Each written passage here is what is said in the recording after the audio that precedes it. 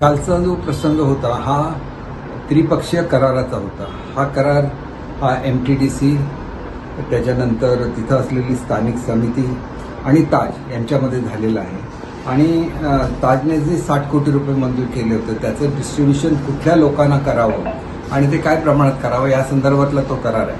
खरं तर 60 कोटीची रक्कम त्यांनी 2 वर्षापूर्वीच मंजूर केलेली होती आणि 2 वर्षापूर्वी ज्या वेळेला आदरणीय गिरीशजी महाजन साहेब हे पर्यटन खात्याचे मंत्री होते त्यावेळेला त्यांना रिन्युअल दिलेलं होतं 90 वर्षाचं आणि त्यांनी भूमिपूजनसुद्धा केलेलं होतं. त्याच्यामुळे खरं तर ही 2 वर्षामध्ये गेली नसती तर 2 वर्षात एवढ्यात तो प्रोजेक्ट उभा राहिला असता. त्याच्या परवानग्यासुद्धा 2 वर्षापूर्वी मी ग्रामपंचायतीच्या घेऊन दिलेल्या होत्या, सरकारी परवानग्या घेऊन दिलेल्या होत्या.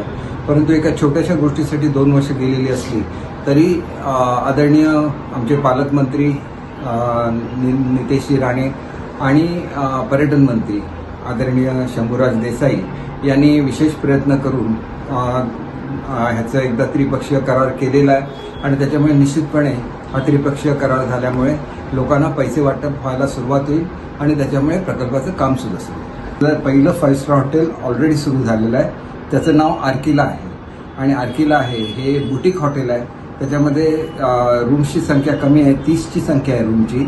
आणि हा जो ताजचा प्रकल्प होता याच्यामध्ये जवळजवळ 142 पहिल्या टप्प्यामध्ये रूम्स असणार आहे आणि आर्किलामध्ये सुद्धा पुढच्या टप्प्यामध्ये साधारण 500 ते 1000 रूम्स करण्याची तरतूद आहे.